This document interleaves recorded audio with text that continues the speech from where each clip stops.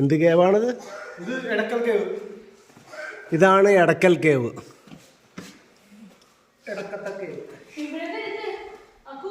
ആ വരട്ടെ.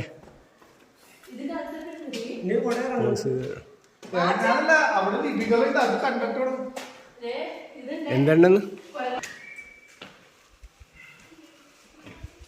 കയറി വെച്ചോ. ചേട്ടന്മാരാണ്.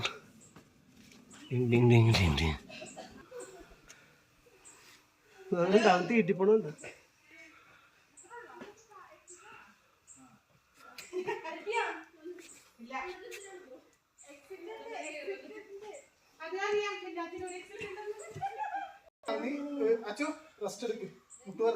ഇല്ല ഇല്ല ഇല്ല, അത് കുഴപ്പമില്ല. ഒറ്റ സ്ട്രെച്ചിന് കയറി ഇവിടെ മോസത്തിന്റെ ഇത് കിട്ടില്ലേ? 10 പേർക്ക് കൊടുത്ത മലയാളത്തിൽ കയറിയാണ്.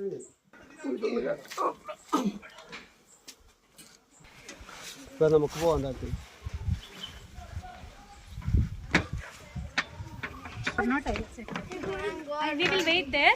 Yes, I told others to count and come. Okay. Now So you are 4 taking 1, 2, 3, 4. 26 should be there with you. Okay. ഒന്ന് വൈപ്പൊന്നല്ല. അതെ.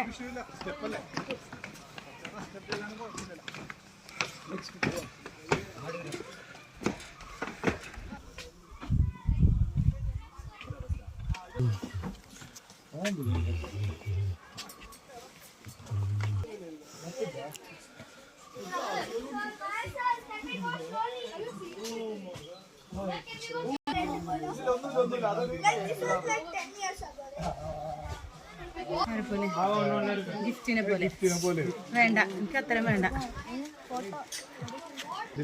ഇല്ല, ഞാൻ വേർത്ത് ഒഴുകണ്.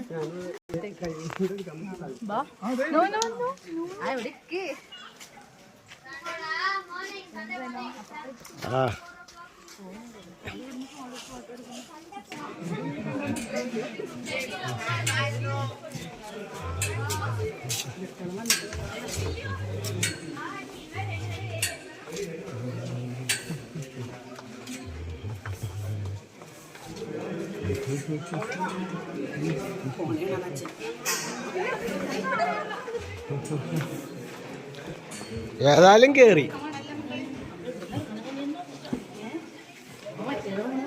ഇതൊക്കെ ലിപികളാണോ?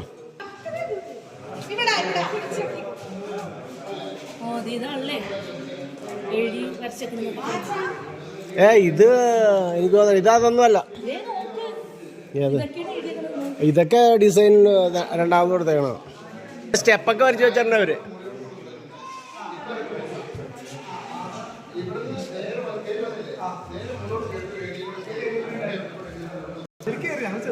ഇതൊക്കെ പണ്ടത്തെ ആൾക്കാർ വരച്ച് വെച്ചാണ് പറയുന്നത്. ഇത് 6000 വർഷത്തോളം പഴക്കമുണ്ട്. അവർ കണ്ടതൊക്കെ അവർ ചിത്രങ്ങളായിട്ട് വരച്ച് വെച്ചെന്നാണ് പറയുന്നത്. സ്റ്റോൺ പേപ്പേഴ്സ് ഉപയോഗിച്ച്. അപ്പോൾ ഇതിൽ പഴയത് എന്ന് പറയുന്നത് പ്രാചീന ശിലായുഗത്തെ പാലിയോലിത്തിക് ഏജിൽ അവർ ഇലയും ഫ്രൂട്ട്സൊക്കെ ഇടിച്ചു പിഴിഞ്ഞ് കളറുണ്ടാക്കി ചിത്രങ്ങൾ വരച്ചു വെച്ചു. ഇവിടെ സ്റ്റോൺ വെപ്പൺസ് ഉപയോഗിച്ച് കോരി വരച്ച പലതരത്തിലുള്ള ചിത്രങ്ങളാണ്. കാർവ് ചെയ്തേക്കണാണല്ലേ? കാർവ് ചെയ്ത അതിൽ മെയിൻ ചിത്രം കുറേ പേരുണ്ടോ? നിങ്ങൾ കുട്ടികളാണോ? ഇല്ല, പടക്കം പറയപ്പെടുന്നുണ്ട്. ഇങ്ങോട്ട് വന്നോളൂ നിങ്ങൾ. അവിടെ ഒരു ശക്തമായ ഭൂകമ്പത്തിലുണ്ടായ കേവായിട്ടാണ് കണക്കൂട്ടുന്നത്. അപ്പോൾ ഇതിന് എടക്കൽ എന്ന പേര് വരാനുള്ള കാരണം ഈ കല്ലുകൾ തങ്ങി നിൽക്കുന്നുണ്ടാണ്. In between stone, Edakkal hanging stone ആണത്. അപ്പോൾ ഈ ഗുഹയുടെ പ്രത്യേകത എന്ന് പറയുന്നത് ഏകദേശം 6000 വർഷം മുൻപ് മുതൽ ജനങ്ങൾ ഇതിൻ്റെ ഉള്ളിൽ ഒരു റോക്ക് ഷെൽട്ടറായിട്ട് ഉപയോഗിച്ച് താമസിച്ചിരുന്നു. കമ്മ്യൂണിക്കേഷൻ പർപ്പസിന് വേണ്ടിയിട്ടും പിന്നെ അവർ കണ്ട കാര്യങ്ങൾ അവർ യൂസ് ചെയ്തത് അവരുടെ കൂടെ ഉണ്ടായിരുന്നതൊക്കെ ഒരു ചിത്രങ്ങളായിട്ട് വരച്ചു വെച്ചു. നമ്മൾ നവീന ശിലായുഗം പ്രാചീന ശിലായുഗം പഠിക്കുന്നതല്ല, നവീന ശിലായുഗത്തിൽപ്പെട്ട ചിത്രങ്ങളാണ്. എടക്കൽ ഗുഹ പ്രശസ്തമാകുന്ന ഇങ്ങനത്തെ ചിത്രങ്ങളുള്ള ഇന്ത്യയിലെ ഏക സ്ഥലം എടക്കൽ കേവാണെന്നാണ് പറയപ്പെടുന്നത്. 500 സ്ക്വയർ ഫീറ്റ് ചിത്രങ്ങളിൽ നമുക്ക് 20% മനസ്സിലായിട്ടുള്ളൂ. കാരണം ഒരു സ്റ്റെപ്പ് പോകുന്നത് താമസ ചിത്രങ്ങൾ വരച്ച് പോയി മറ്റു സ്റ്റെപ്പ് പോകുന്നതിന് മുകളിൽ കോറി വരച്ചുകൊണ്ട് കുറച്ച് ഓവർലാപ്പ് ആയിട്ടുണ്ട്. അതിൽ മെയിൻ ചിത്രം എന്ന് പറയുന്നത് ഇവിടെ ഗോത്രത്തലയുടെ ചിത്രമുണ്ട്. ക്രൗൺ ധരിച്ച് നിൽക്കുന്ന ഒരു ട്രൈബൽ ലീഡറിന്റെ ചിത്രം, അടയാഭരണങ്ങളോട് കൂടിയ. അതെ അതെ. ശരിക്കും ഫേസൊക്കെ കാണാൻ അത് സെയിം പേഴ്സണിൽ തന്നെ ബാക്ക് സൈഡായിട്ടാണ് കണക്കൂട്ടുന്നത്. മുൻ സൈഡും അത് പുറകുവശവുമായിട്ട് കണക്കൂട്ടുന്നു. മുൻവശവും പുറകുവശവും. ഇത് ശരിക്കും എന്തുകൊണ്ടാണ് ഇത് കാർവ് ചെയ്തേക്കണത്? സ്റ്റോൺ വേപ്പൺസ്. സ്റ്റോൺ കൊണ്ട് ഇരുമ്പൊന്നും അപ്പൊ കണ്ടുപിടിച്ചിട്ടില്ലല്ലോ.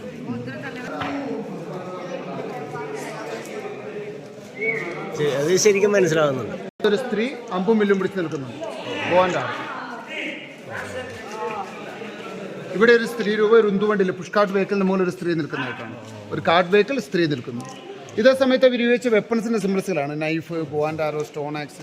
അപ്പോൾ ഇത്തരം വെപ്പൺസ് ഉപയോഗിച്ച് അവർ ഹണ്ടിങ് ചെയ്തെന്ന് പറയപ്പെടുന്നത്. അതുകൊണ്ടാണ് നമ്മൾ സ്റ്റോൺ ഏജ് സമയത്തുള്ള ജനങ്ങൾ താമസിച്ചെന്ന് പറയപ്പെടുന്നത്. സെയിം കാലം എന്ന് പറഞ്ഞാൽ ആദ്യം തമിഴാണല്ലോ ഉണ്ടായത്, പിന്നെയാണ് സംസ്കൃതം ഉണ്ടാകുന്നത്. അപ്പോൾ ഇത് സംസ്കരണം എന്ന് പറഞ്ഞാൽ സംസ്കൃതം എന്ന് പറഞ്ഞാൽ സംസ്കരണം, പല ഭാഷകളുടെ മിക്സിംഗ് ആണെന്നാണ് പറയപ്പെടുന്നത്. അതാണ് സംസ്കൃതം എന്ന പേര് വരാനുള്ള കാരണം.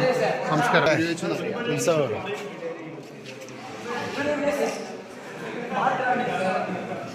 ഗുണാക്കേവല്ല